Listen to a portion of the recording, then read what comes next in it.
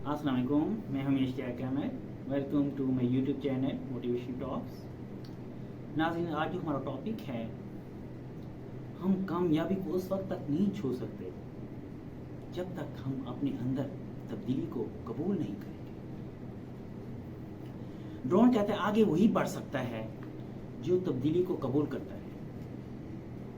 वो मजीद कहता है ताकतवर भी दुनिया से मर जाते हैं, चले जाते हैं।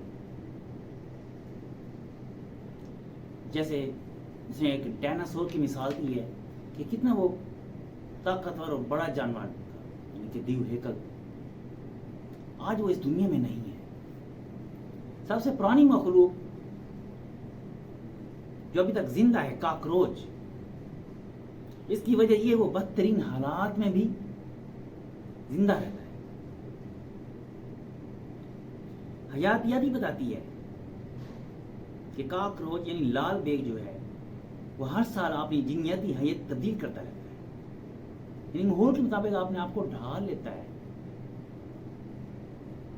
यानी कि तब्दीली एक्सेप्ट करता है वो, इसलिए वो जिंदा है। तो इसकी मिसाल ये सबक देती है, जो मुश्किल हालात और तब्दीली कबूल करता है वो जिंदा रहता है।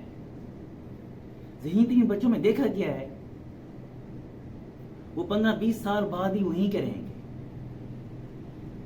इसकी वजह ये है, ज़हानत उनमें रहती है लेकिन आगे नहीं बढ़ पाते, क्योंकि वो तब्दीली को कबूल नहीं कर रहे होते।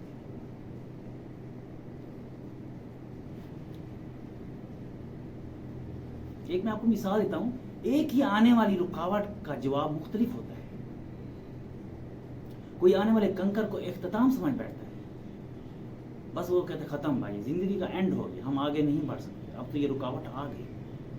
और ऐसे लोग भी होते हैं, सामने पहाड़ आ जाए, रास्ता बना के आगे चले जाते हैं। क्यों?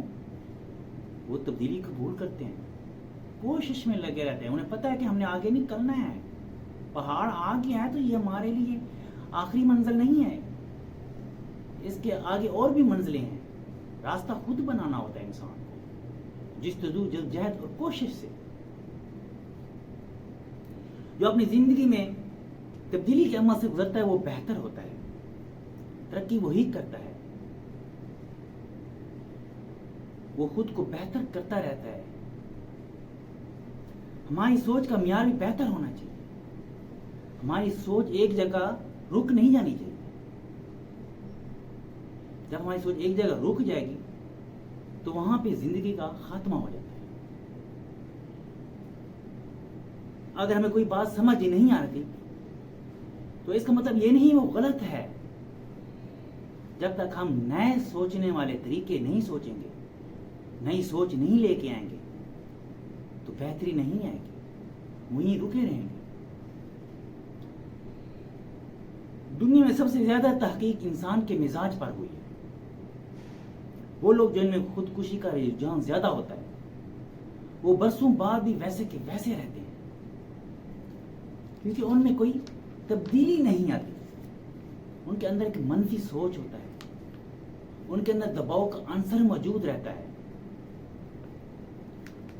ये वो लोग होते हैं जिनमें तब्दीली की फिक्र नहीं होती, जो अपने अंदर तब्दीली को एक्सेप्ट करना नहीं जानते या कबूल ही नहीं करना चाहते। मिसाल के तौर पर एक बच्ची ने एक बकरा देख लिया, उसने उसे अपनी ज़बान में बाका कहना शुरू कर दिया। कुछ दिनों बाद उसने एक गधा देखा तो उसको उसने बड़ा बका कहना शुरू कर दिया अपनी ज़बान में।